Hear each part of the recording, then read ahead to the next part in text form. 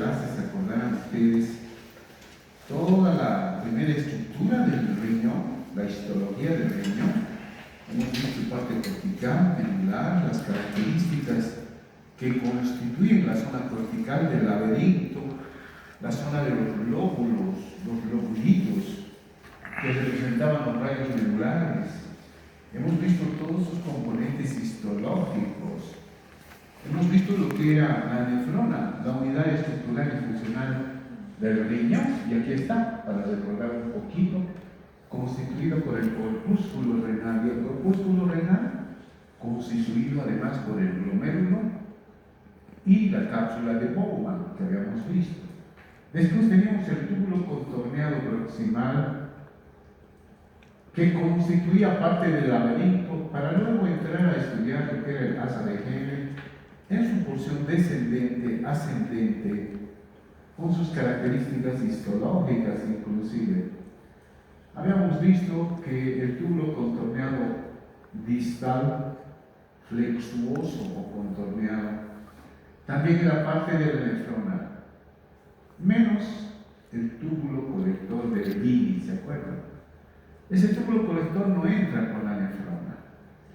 Hasta ahí hemos visto la parte histológica, hemos visto que el epitelio del túbulo contorneado proximal es un epitelio cilíndrico con microvellosidades, porque tiene que cumplir una función de reabsorber el 99% casi de la producción del filtrado glomerular y el 1% se convierte en la orina, ¿verdad? Así habíamos visto. Hemos visto que el túbulo, el asa de Henle, en su porción descendente es epitelio plano simple.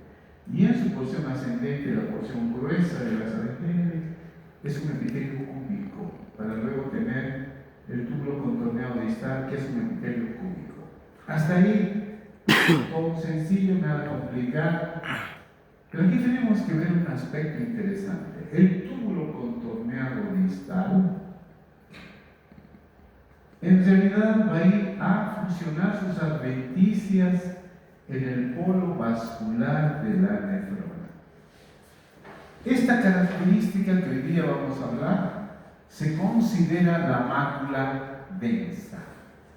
Y entonces vamos a ir complicando un poquito el estudio de esta parte de lo que significa la estructura en el riñón. Entonces, aquí vemos histológicamente al corpúsculo renal, el glomérulo renal, más la cápsula de Bowman. Ya hemos estudiado esto. Hemos dicho que la cápsula de Bowman, su hoja parietal es epitelio plano simple, pero la hoja visceral, la hoja interna, está constituida de los podocitos, ¿se acuerdan? Los podocitos, y que además alternan con otras células internas de relleno prácticamente, y que cumplirían algunas funciones fagocíticas, las llamadas mesangiales. En algunos libros se llaman células lasis, pero aquí los vamos a llamar células mesangiales internas, porque están aquí rellenando en realidad las otras, los espacios, ¿no?, de los penachos que habíamos dicho que son los capilares fenestrados. Además habíamos estudiado que en esta parte del glomérulo estaba estructurada la vasera de filtración. Una vasera muy importante constituida primero por el endotelio de los vasos sanguíneos, 2, su membrana basal, y 3, las hendiduras que quedan entre los podocitos. Ahí se produce la filtración importante. Hemos visto esto ya en la anterior clase. Ahora me voy a ocupar de esta parte, de esta estructura del polo vascular, porque habíamos dicho que el corpúsculo renal tiene 2 polos. Uno, el polo vascular, y el otro es el polo urinario, ¿no? Vámonos al polo vascular entonces para ir a observar estas estructuras. Bueno, aquí lo que estamos viendo es la zona del asa de Henle, su porción gruesa, para que vean que las asas de Henle están en los rayos medulares. ¿Se acuerdan? Hemos dicho que en esos rayos medulares los están túbulos de Bellini y asas de Henle, nada más.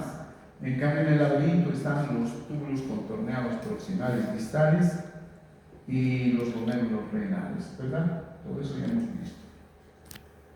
Ahí está, otra vez, la zona delgada del asa de Henle para que vean el epitelio cúbico y estos son túbulos colectores de Bellini. Ahí está. Aquí todavía más explícito, esta era una de las laminillas que ya han tomado fotos para observar la histología de cada una de estas porciones. Ahí están los epitelios. Y miren, entonces el túbulo contorneado irá a fusionar en el polo vascular sus adventicios. De eso quiero hablar, eso ya hemos visto. Estos son túbulos colectores de Bellini para que vean que son epitelios cúbicos, solamente con un calibre mayor, ¿no? Es la zona de los rayos medulares, de los globulillos y de los glóbulos. Bien, aquí empezamos en esta clase. Me toca explicar hoy día lo que es la mácula densa, 1. 2. Lo que es el aparato yuxtaglomerular, 2 temas importantes. Y a la finalización vamos a ver ya la parte más sencilla de las vías urinarias que constituyen el uréter, la vejiga urinaria y la uretra. ¿Listo? Está entonces hecho el plan de esta clase. Vamos con la mácula densa. ¿A qué se llama mácula densa? Ya conocemos lo que es el corpúsculo renal. Aquí está el glomérulo renal. Observen los podocitos adheridos a la membrana basal del endotelio de los vasos sanguíneos y de color azul están pintadas las células mesangiales. Esto es lo que corresponde al glomérulo renal. Se puede observar también el espacio de Bowman y la cápsula, la hoja parietal de la cápsula de Bowman, que son células planas. Bien, pero ¿qué es la mácula densa? La mácula densa es una estructura histológica especializada conformada por el túbulo contorneado distal. Es decir, que el túbulo contorneado distal, antes de desembocar en el túbulo colector de Bellini, ¿no?, va a ir en busca del polo vascular del corpúsculo renal para fusionar sus adventicias con las adventicias de la arteriola aferente y de la arteriola eferente. ¿No ven? Pero aquí hay una estructuración muy interesante de la histología de la mácula densa, porque el endotelio del túbulo contorneado distal, si bien es cúbico, lo que habíamos dicho, en esta parte donde se fusionan las adventicias, el endotelio empieza a formar células altas, cilíndricas, miren, que están en relación con el polo vascular. Entonces, estas células altas, que antes eran cúbicas, que se vuelven altas, pero las que están en relación con el polo vascular, vean ustedes, ¿no es cierto? Se considera la mácula densa.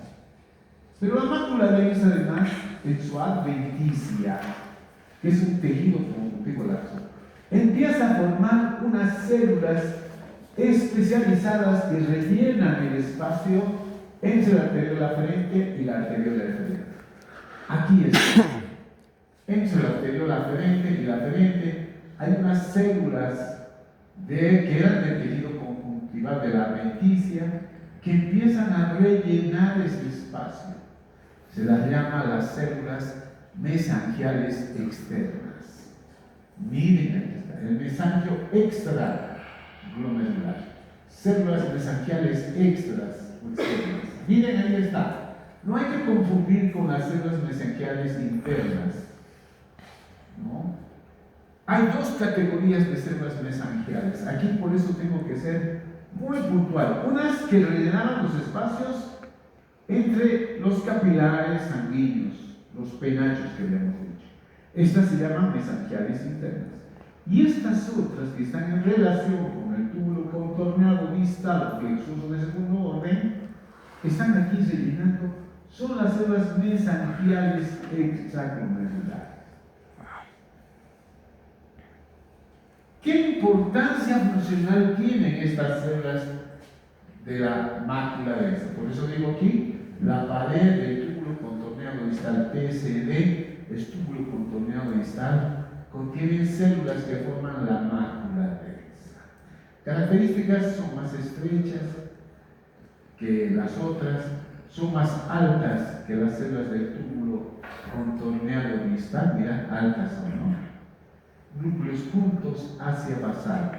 Claro, si hablamos del polo basal, pero de las células del túbulo contorneado, ¿por qué se dice polo basal? Porque están en relación a la membrana basal del túbulo contorneado, y es el polo apical, ¿verdad?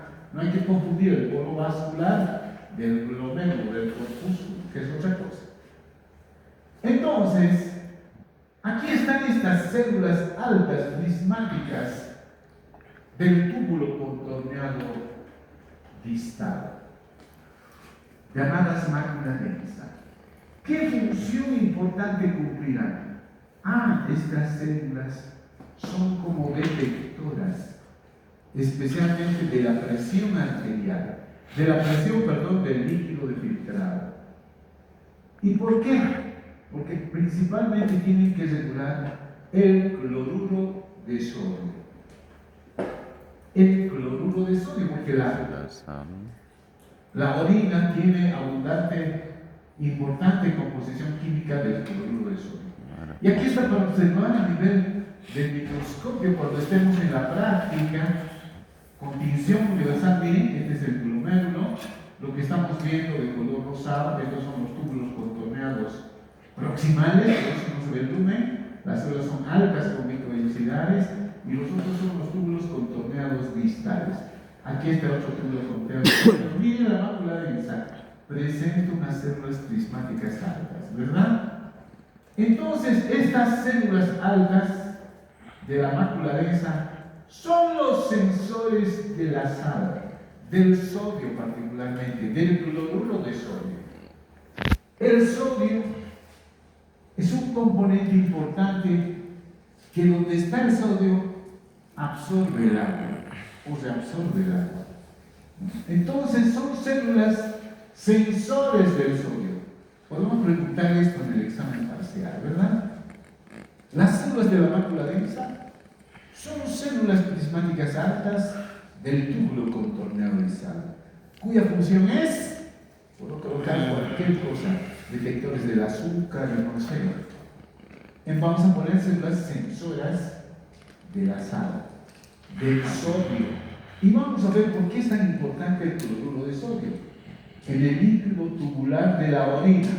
Porque por aquí tiene que pasar la orina, y la orina está llevando agua, los residuos del agua, de los metabolitos, de los desechos, pero además está llevando cloruro de sodio.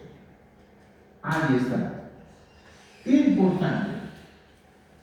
Inmediatamente tienen que detectar, porque el cloro le va a otorgar además una presión.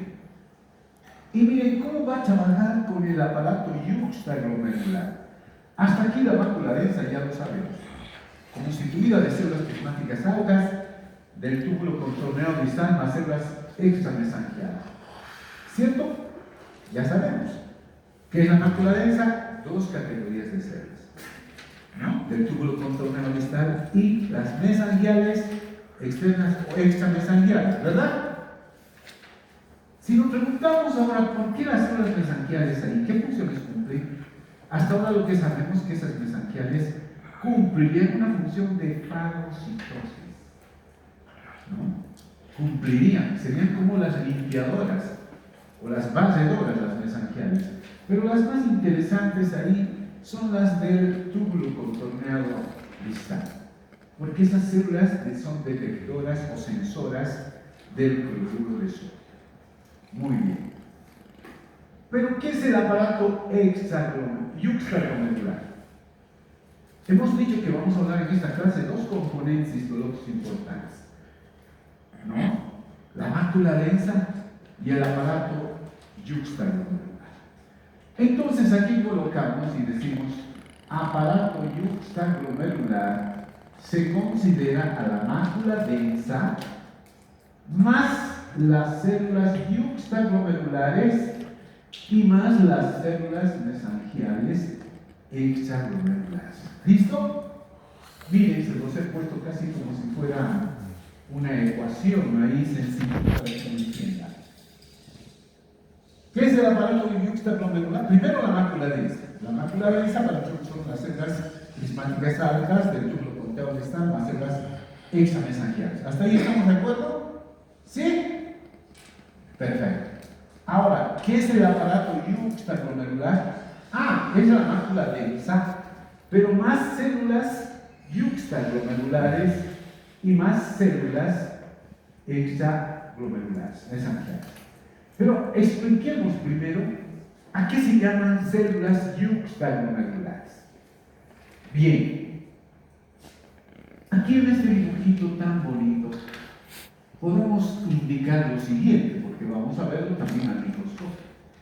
Esta es la arteriola aferente, ¿verdad? La que llevaba sangre para el filtrado glomerular, la arteriola aferente. Como toda arteriola, tiene pues un endotelio, una membrana basal y un tejido que se llama lámina propia por debajo y una media, ¿se acuerdan? La media es músculo liso, ¿cierto o no? Sí. Ese músculo liso de la arteriola aferente, al llegar al polo vascular, esas células aumentan de número y se vuelven mucho más grandes y se convierten en células secretoras. Ya no son células musculares nomás, así diríamos. Se convierten en células especiales, esas células musculares lisas, y se convierten en células secretoras. ¿Secretoras de qué? No solamente son células musculares que se van a contraer y relajar. Ahora, estas células son capaces de producir una hormona. ¿Qué hormona? La renina. Renina. Pero estas células musculares lisas, que antes eran de la túnica media de esta arteriola aferente, se constituyen en células especializadas, son mucho más grandes, aumentan el número, engrosan, es decir, su pared en esta parte, y se las llama células yuxtaglomerulares. ¿Me entienden? Entonces, ¿qué son las células yuxtaglomerulares? Glomerulares, se puede decir, glomeruladas, ¿no? Son células musculares lisas de la túnica media, de la arteriola aferente, especializadas. Porque en el polo vascular estas células musculares lisas se comportan como células secretoras, productoras de una hormona llamada renina. Por eso que a estas células en el polo vascular ya no se las llama células de la túnica media muscular lisa, se las llama células yuxtaglomerulares o yuxtaglomeruladas. ¿Ven? Estas son las células yuxtaglomeruladas entonces, que producen renina. Por eso digo, el aparato yuxtaglomerular ahora, como aparato, están constituidas por la mácula densa, que ya hemos dicho que son células del endotelio del túbulo contorneado distal, altas prismáticas, más las células mesangiales extraglomeruladas, ¿no? Pero ahora se suman las células yuxtaglomeruladas que constituyen el aparato yuxtaglomerular. ¿Listo? Entonces yo puedo preguntar también en el examen, decir, ¿son células constituyentes del aparato yuxtaglomerular? Y pondré pues inciso A, células yuxtaglomerulares. Inciso B, podría colocar ahí células mesangiales extraglomerulares o externas, también se las llama así, o se las llama también con otro nombre, células lasis, para no equivocarnos. En otros libros las llaman células lasis. Inciso B, ¿no? Inciso C, podría colocar mácula densa. Podría poner más adelantito, todos, ninguno. ¿Qué dicen ustedes? Todos, pues respondan, pero no sean así. Todas son el aparato yuxtaglomerular. ¿Me entienden? Ahí está. Estas yuxtaglomerulares cumplirán una función de detectar el volumen sanguíneo. Claro, porque por la arteriola entrará sangre, pero hay que detectar qué volumen está entrando. Es un órgano endócrino, ya lo hemos dicho, porque produce la renina y además va a trabajar con otros componentes químicos que pueden considerarse también hormonas, la aldosterona, la angiotensina, que enseguida voy a explicar, no quiero complicarles. Detectan la concentración de sodio del túbulo contorneado distal. Es decir, es un trabajo conjunto que ahora hace el aparato yuxtaglomerular más la mácula densa, ¿no? Aquí podríamos decir, en un resumen, lo que enseguidita quiero explicar. Se los he puesto un cuadrito, se los he fabricado para que no se pierdan. A ver, ¿cuál es el problema de detectar? ¿Cómo funciona el aparato yuxtaglomerular? Miren, cuando disminuye el sodio en el túbulo contorneado distal, porque hemos dicho que es sensor, ¿te acuerdas del sodio? El túbulo contorneado distal. ¿Te acuerdas la mácula densa? Esas son las prismáticas altas. ¿Te acuerdas? Sensor. Entonces detecta que hay poco sodio. ¿Y quién no detecta el sodio? La mácula densa. Por eso hemos dicho que es sensor de la sal. ¿Y qué hace conjuntamente el aparato yuxtaglomerular? Señala, estimula, yo diría esto, que las células yuxtaglomerulares produzcan mayor renina. Entonces, ¿qué pasa en ese trabajo conjunto de la mácula densa más las células yuxtaglomerulares? Las células del túbulo contorneado distal de la mácula densa son sensores, detectan que tienen poco sodio, poca sal. Estimula ese rato a las células de yuxtaglomerulares para que produzcan más renina. ¿Me entienden? Y al producir más renina, ahí está, la arteriola aferente se contraiga menos, es decir, ya no se contraiga reduciendo su volumen, sino se dilate más bien, aumentando la tasa de filtración glomerular. Miren qué importante entonces cómo funciona la mácula densa más las células yuxtaglomerulares que constituyen el aparato yuxtaglomerular, ¿no? Pero también puede ser que haya mucho sodio en el filtrado glomerular. ¿Qué pasa cuando hay mucho sodio? Lo mismo, detecta las células de la mácula densa, entendiéndose que el mucho sodio es filtrado rápido y hay que reducir la filtración de cloruro de sodio. Entonces, ¿qué hace la mácula densa? Capta esa sensación que hay mucho cloruro de sodio, mucha sal, contraria a lo que antes estábamos mencionando, libera mediadores como la adenosina, que hace que la arteriola aferente se contraiga, ya no se dilate. Cuando hay poco sodio se dilata, cuando hay mucho sodio se contrae, ¿no? Ahí está. Se cierra un poco. Con esto disminuye la tasa de filtración glomerular. Miren ese efecto fisiológico entonces que hace el aparato yuxtaglomerular. Ese trabajo sincrónico que hacen entre la mácula densa y las células del aparato yuxtaglomerular más las células lasis o células mesangiales, ¿verdad? Es para controlar la cantidad de sal. ¿Podríamos hacer una pregunta de esto? Claro que sí, ¿no? ¿Cuáles son las funciones de la mácula densa? Voy a colocar ahí, a ver, detectores del agua. Son detectores de cualquier cosa, pues se me ocurre, no sé, a ver, de las vitaminas. Estoy tomando el pelo ahí, ¿no? Y podría decir detectoras del sodio. Todas, ninguna. ¿Cómo responderían, chicos? Sensoras o detectoras del sodio, ¿no ven? ¿Sí o no? Eso. Y cuando disminuye, otra pregunta podría formularme ahí. Frente a la disminución del cloruro de sodio en el túbulo contrario distal, las células del aparato de yuxtapulmonar producen,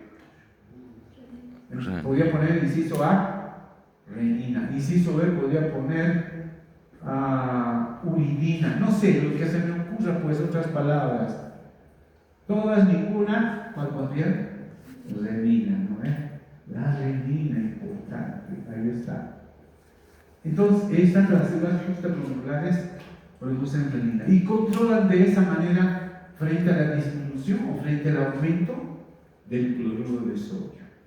Miren, os he hecho un resumen que lleva casi unas 8 páginas ahí, todo para hablar del control del sodio. Está sencillito, ¿no? Bien. Aquí lo mismo, pero con una explicación más bonita, con el esquema de lo que estoy hablando del aparato yuxtaglomerular. Miren, esta es la arteriola aferente, miren, acá, la arteriola aferente, ahí está la arteriola aferente, su túnica media, las zonas musculares, y miren cómo se modifican en esta zona. De color verde ya están, ¿no? Son con unos granitos, miren, es una esquemita, claro, por el dibujo, ¿no?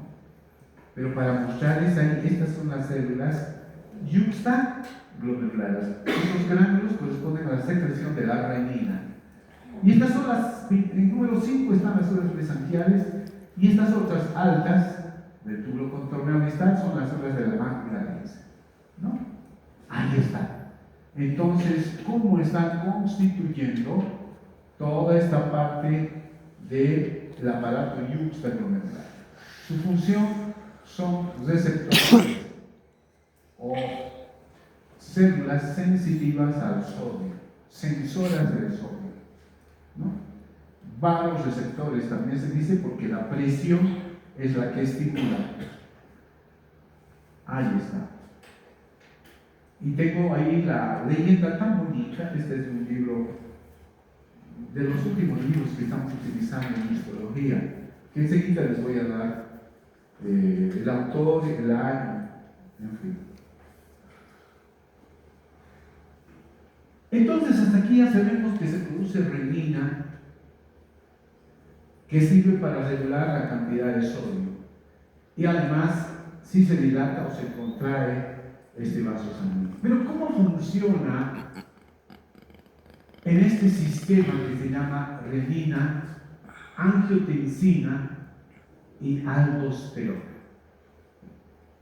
Miren, eso es un poco complicado, la bioquímica que producen, pero aquí en este cuadrito también te lo voy a presentar de manera sencilla.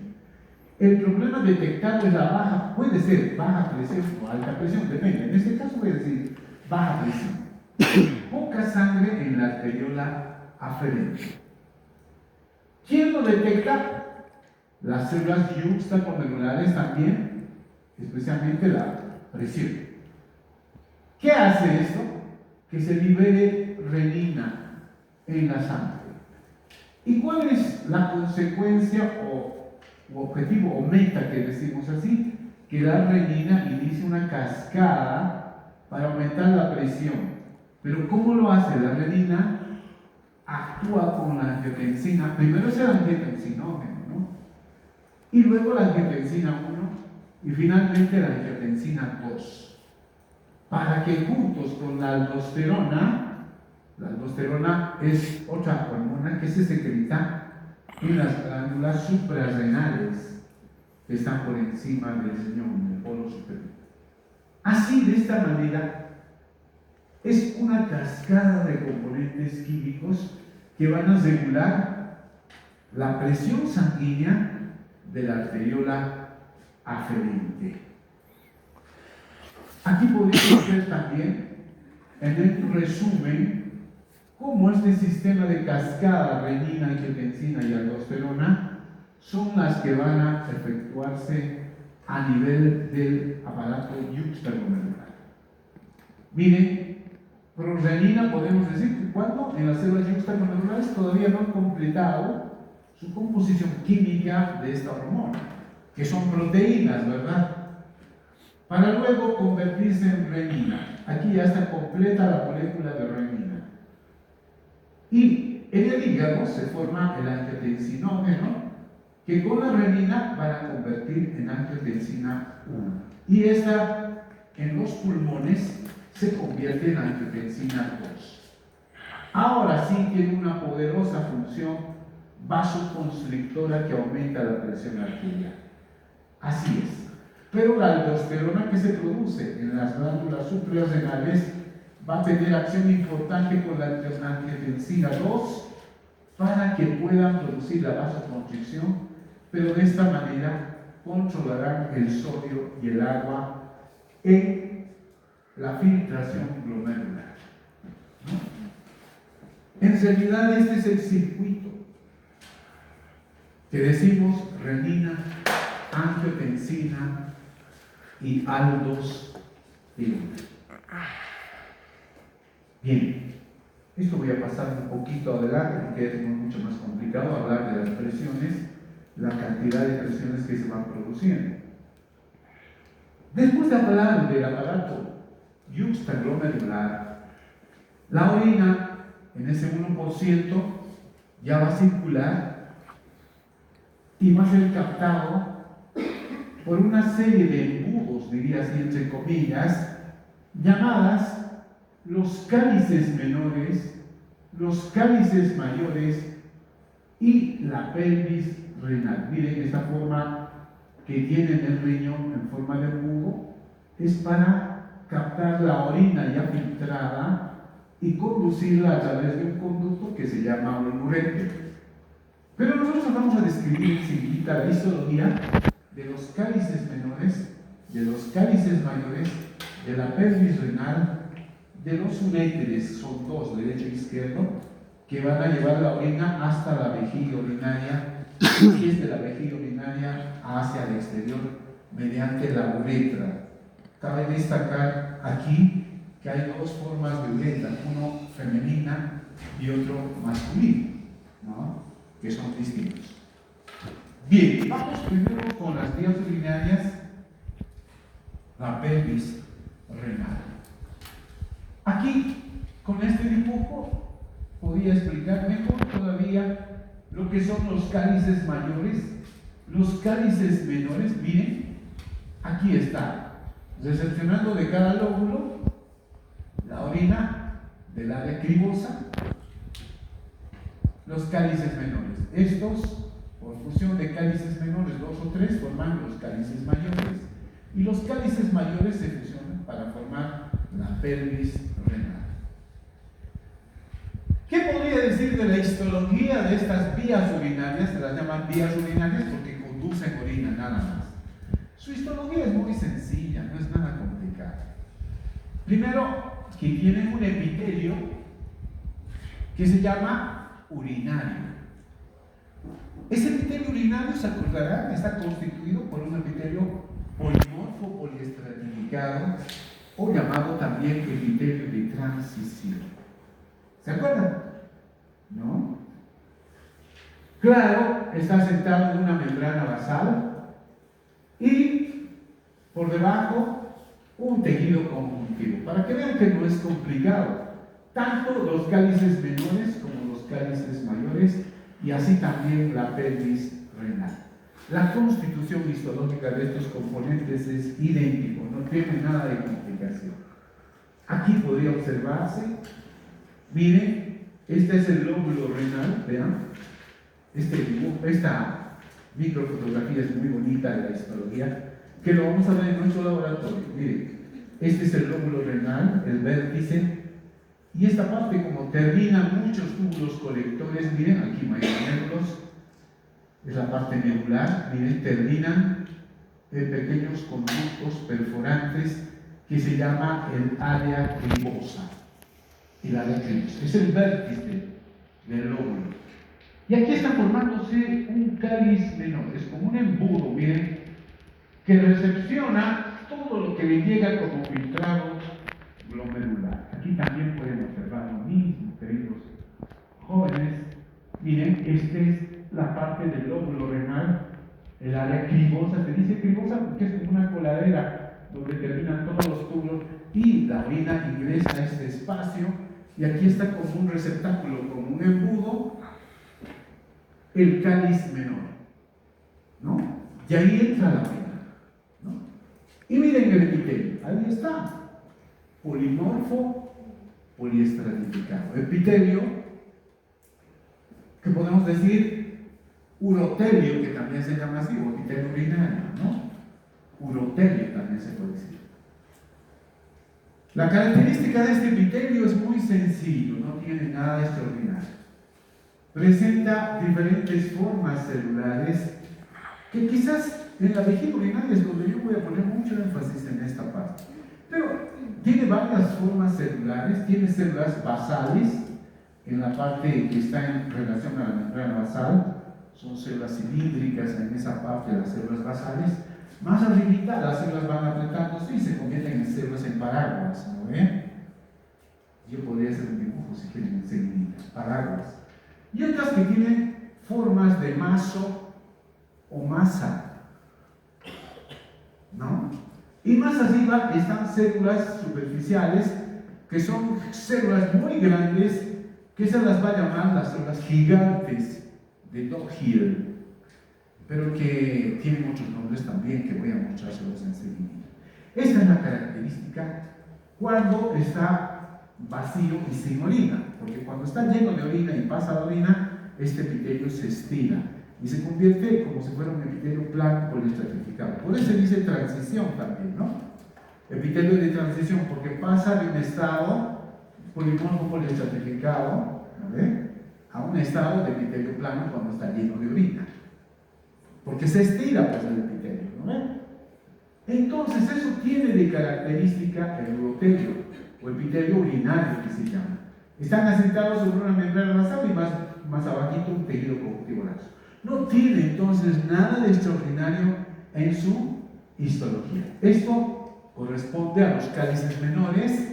Los cálices mayores tienen la misma histología y la pelvis renal por supuesto tiene la misma histología, solo que había que añadirle en la pelvis renal una capa de tejido muscular liso. Miren, ahí está de nuevo el urotelio para mostrárselos, que va a ser característico hasta la vejiga urinaria. Miren, ahí están las células basales, las células en paraguas, las células en masa y las células gigantes de Doughill, que las llamamos así. La membrana basal, el tejido conjuntival. Y si fuera la pelvis, vamos a tener células musculares. Ahí está, células en paraguas, en fin, todo lo que voy mencionando. Si la histología es parecida entre los cálices menores, los cálices mayores y la pelvis renal, adicionando a la pelvis renal una capa de tejido muscular liso y por fuera una adventicia, que es típico de la pelvis renal, hablemos del ureter. El ureter también está constituido de sus dos conductos, ¿se acuerdan que llevan la orina a la vejiga? De tres capas histológicas importantes: la mucosa, la muscular y la adventicia, o a veces serosa, que viene del túbulo contorneal, ¿no? Ahí está. Pero, a ver, esa mucosa es un epitelio polimorfo poliestratificado, asentado en su membrana basal y la lámina propia, que es un tejido conjuntivo laxo, ¿no? Tejido conjuntivo laxo. Más abajo aparece un tejido muscular liso, que ya lo veíamos en la pelvis renal, pero que ahora se dispone en dos capas: una interna longitudinal en el ureter y una externa circular. Entonces, por fuera vamos a tener al tejido conjuntivo que hace de adventicia, ¿no? O llamado también serosa, pero es un tejido conjuntivo laxo. Laxo. Cuando se estudia el ureter, tiene una histología muy típica, muy característica para poder reconocer al ureter. Miren, aquí está una foto de una laminilla histológica del ureter. Y al ureter no hay que confundirlo con ninguna estructura histológica. ¿Y saben por qué? El ureter siempre va a ser estudiado en corte transversal. Un poquito para recordar, tal vez, a ver, permítanme ir un poquito más atrás. Aquí está. Los uréteres son estos conductos que llevan la orina desde el riñón, desde la pelvis renal a la vejiga urinaria. ¿Estamos? Entonces voy a estudiar en forma transversal, a un corte así, para poderlo ver al uréter. ¿De acuerdo?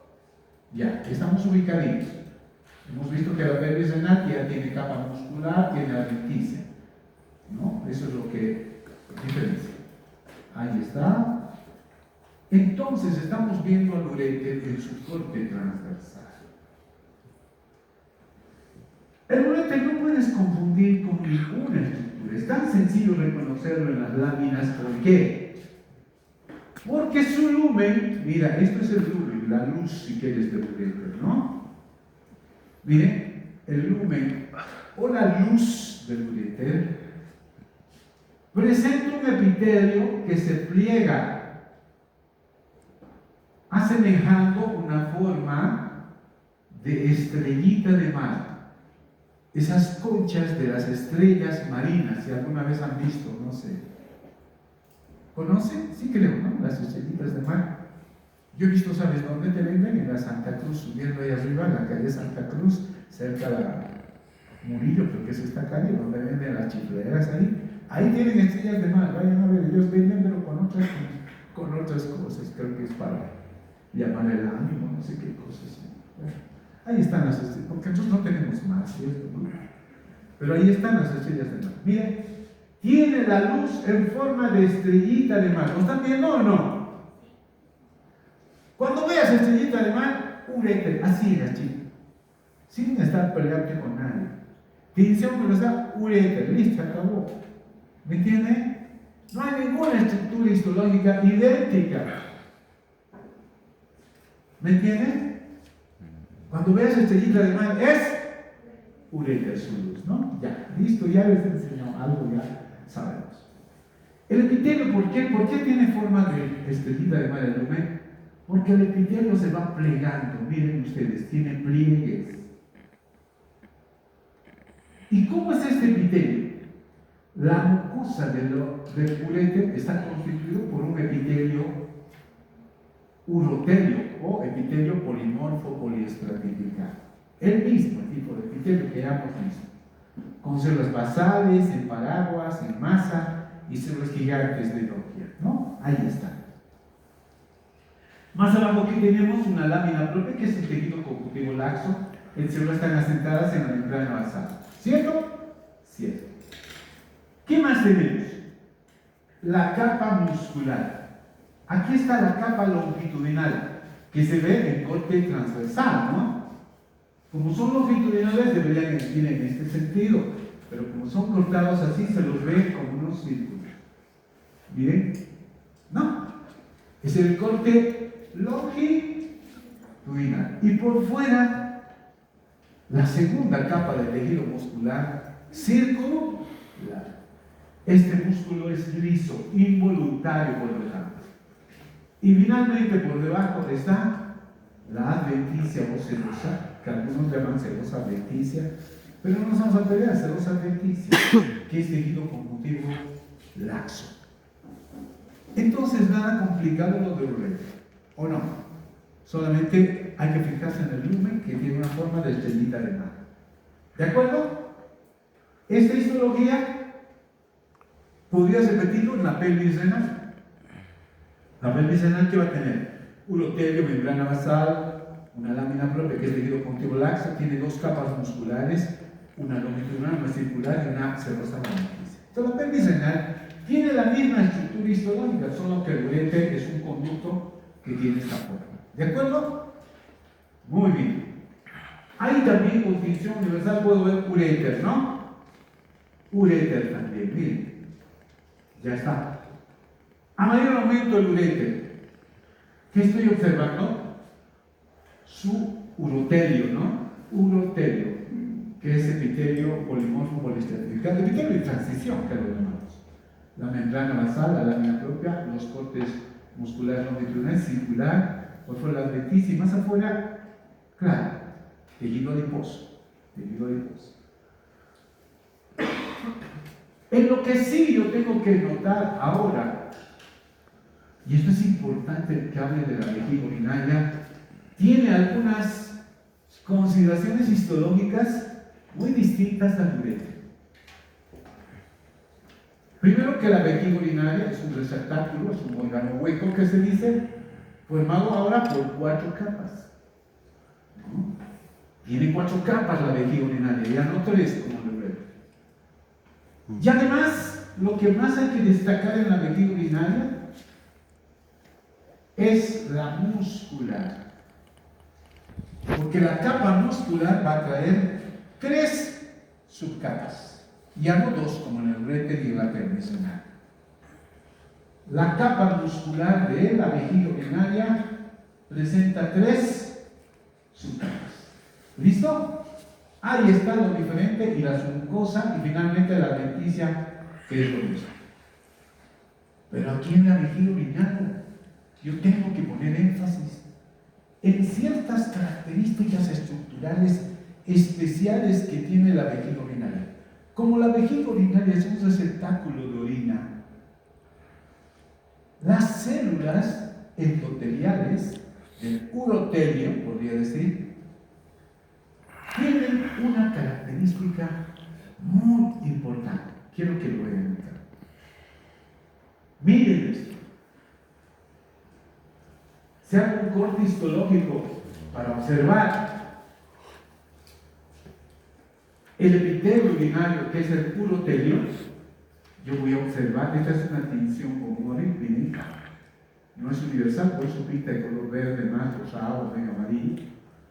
Estas son las células gigantes que están en la superficie. Más abajo veo las células en masa y las células en paraguas, y más abajo todavía las células basales. Aquí en este dibujito podría ver cuando están sin orina, porque ahí se nota las células gigantes de Dogier. Miren, ahí está Dogier. También se los llama, por este mismo hecho, células globosas. Entonces, donde observamos con mejor notoriedad, diría yo, es en la vejiga urinaria al urotelio con estas células de Dogier. Gigantes de Dogier, se las llama así, gigantes. Células globosas también. En vez de utilizar células gigantes de Dogier, podría decir células globosas, ¿no? Y más abajo, ¿qué tengo? Miren, células en masa o maso. Ahí está, estas son como un mazo, son mazos que se utilizaban los prehistóricos para golpear, por eso se dice masa o mazo. Y estas son las células basales, ahí están, y las demás, estas hacen las células en paraguas. No sé si notan, pero tengo un dibujito, se los voy a mostrar, pero puedo hacérselos un esquemito, un dibujo también, para que me entiendan de lo que estoy hablando. Wow, estoy caminando con dificultad porque en una marcurca me puse a hacer unos mandados que me produjo todo eso. Bien, a ver. Voy a hacer un dibujito, sé que todos lo van a ver. Sus ojos están adaptados a todo de ustedes. Ay, pero se mueve. Están unas células que se llaman basales, con núcleos dirigidos hacia la membrana basal. Estas células del urotelio cumplen una función de entrar en mitosis y van a aumentar la población del epitelio, van a renovar a las células. Estas células quiere decir que empujan a las otras que ya se han formado. Y aquí se formarán las famosas células en paraguas. Miren eso. Se las voy a pintar para que ustedes noten. ¡Ay, me duele todo! No puedo moverme muy bien. Se lo voy a mostrar. Mira, ¿por qué se dice paraguas? Por esa forma que tiene. Miren. ¿Acaso no parece un paraguas? Miren. ¿Sí? Parecen paraguas, ¿o no? Abiertos. Por eso se dice células en paraguas. Y más arriba se forman otras células ¿Con qué color se los pintaría? A ver, de color azul. Miren, células en masa, así, o mazo, mira. ¿Se acuerdan de los prehistóricos, su mazo? De una madera aquí con un clavo, si quieres, para voltear, ¿no? ¿No? Masa o mazo. Son células en masa, cosas así. Y más arriba estarán las famosas células gigantes de Lockyer. Gigantes de Lockyer. Son las mismas células de las que han sido empujadas. Ahora sí me entienden de lo que estoy hablando, de las células. Ahí está. Esas son las células de las cuales estoy hablando. ¿No? Esto es cuando está lleno de orina, las células se estiran, se aplanan, y esa cuando está vacía, evacuada la orina de la vejiga urinaria. Miren, en primer aumento podría mostrarles así al urotelio, la capa muscular. En la vejiga hay 3 capas musculares, subcapas: longitudinal interna, circular, y se añade otra longitudinal externa. ¡Listo! No nos vamos a hacer mucho lío. ¿Cuántas subcapas tiene el músculo de la vejiga? 3. La primera es longitudinal interna, la segunda circular y la tercera longitudinal externa. ¿Listo? Ya. No hay problema. Esto es a menor aumento. Ya a mayor aumento, miren ustedes, el urotelio de la vejiga urinaria. Por eso hay que destacar en la vejiga urinaria la presencia de las células gigantes de Lockyer. Miren estas. ¿Y qué es lo característico? Que estas células gigantes de Lockyer, la membrana citoplasmática de la célula de gigante de Lockyer, que mira hacia la luz de la vejiga donde está la orina, y la orina tiene que saber que tiene un pH ácido, estimula a las células gigantes a engrosar su membrana citoplasmática. Mira qué gruesa es la membrana citoplasmática. Este engrosamiento de la membrana citoplasmática que mira la luz de la vejiga urinaria se llama, pregunta para el examen. En unos libros he encontrado por primera vez, oye, dicen células en costra. Mira eso, costra, sí, como si fuera una costra, como para poder recalcar que esa membrana citoplasmática es muy gruesa, ¿no? La que mira la luz de las gigantes de Lockyer. Pero también se las llama, en el Hub, ¿qué los llama? Células en bisagra. ¡Uy! ¡Qué lindo!, ¿no? Células en bisagra por tener la membrana citoplasmática muy gruesa. ¿Y por qué se engrosa tanto? Así sería la pregunta, ¿no? Porque tienen que ser resistentes al pH de la orina. Si no, sería pues muy agresivo para las células epiteliales, nos podría producir hasta úlceras. Tienen que resistir de esa manera, ¿no? Miren eso. Eso no es extraordinario. Miren, aquí está contraída la vejiga, ¿no? Sin orina, por eso se ve grandes. Y aquí distendida, porque está con orina. Miren, las células se aplanan. Aquí está. Pues me olvidé de esta otra imagen, no me lo he hecho el dibujo en la pizarra. Ahí está la placa uroterial. Células con placas uroteriales, que significa el engrosamiento de las células gigantes de Lockyer.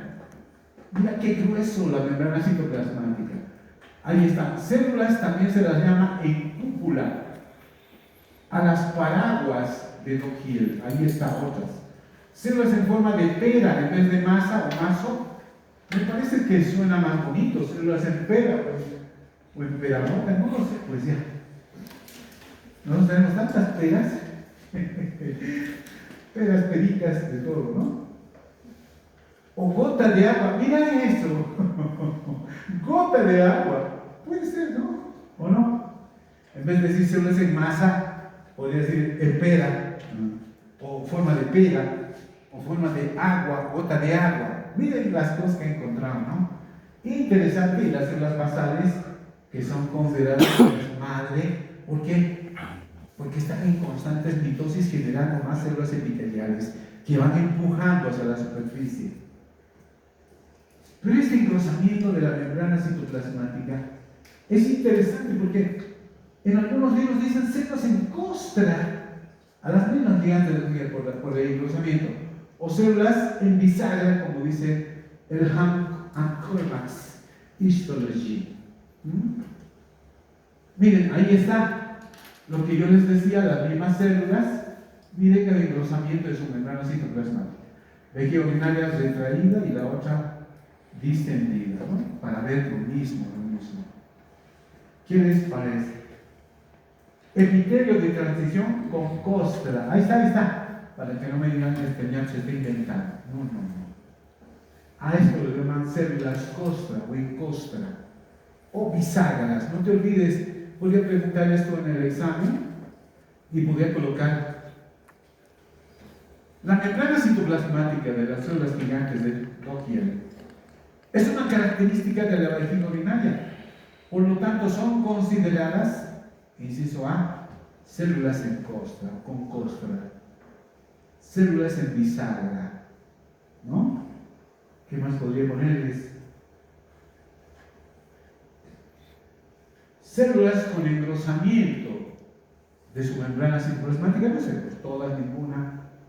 O podría ponerles una sola opción y las demás inventarme, ¿no? Ponerles que células, pero puedo decir también células globosas, ¿no? Células globosas que también hemos utilizado. Entonces, estas son las características, pero lo que hay que darle realce es a la membrana citoplasmática muy gruesa que tiene las células gigantes de Doppler. ¿Está bien? Está bien. Aquí en el libro de Kersenbaum, es un libro espectacular. La última edición ha salido en este año, está en el internet, a ver si lo pueden. Esto es del 2012, ¿no? Pero la última edición es de Kersenbaum. Este libro está causando revolución ahorita en todo el mundo de la histología. El Kersenbaum. Claro que mi calle todavía no lo conocen, pero ya está. Yo pienso que vamos a tomar como un libro muy lindo, hermoso libro. Cuando nos muestra el urotelio, lo llaman a esa costra, a esas bisagras, lo llaman placas de las gigantes de Doppler, ¿no? Ahí está, bien, este dibujito para mostrar el engrosamiento de la membrana citoplasmática de las células gigantes de Doppler. ¿De acuerdo? ¿Sí? Muy bien. Entonces ya tenemos toda la explicación de las vías. Ahí están, miren, las células gigantes de Doppler con sus placas, con sus bisagras. Y aquí el libro de Di Fiore también nos está mostrando la vejiga urinaria, la poderosa capa muscular, mira, que tiene, y así. Esto en corte longitudinal también, pero a mayor aumento para mostrar las características de la vejiga urinaria. Aquí también nos está mostrando la vejiga urinaria, muy bonito. Vean. La submucosa con abundantes vasos sanguíneos. Y ya para terminar de irnos todos, la uretra. Hay que diferenciar. Bueno, en el varón hay tres partes de la uretra. La uretra esponjosa, la uretra prostática y la uretra que constituye parte del pene en el órgano masculino, ¿no? En cambio en la mujer es una sola uretra, no hay que complicarse con nada. Y aquí tengo dos esquemitas para explicar eso de la uretra, tanto masculina como femenina. La única diferencia que existe está en la parte de la uretra masculina, en la parte que constituye el pene en el varón, que se hace un epitelio más plano, ¿verdad? De cilíndrico, ¿verdad?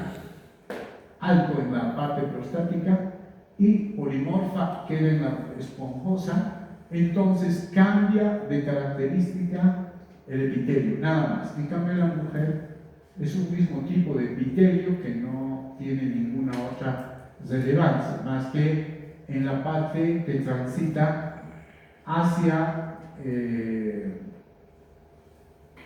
¿cómo llamamos?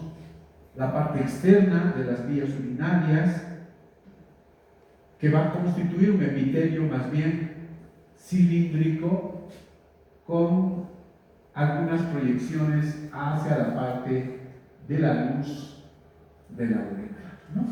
Eso es todo. No hay nada más que hablar como diferencias histológicas. Entonces, con esta partecita hemos concluido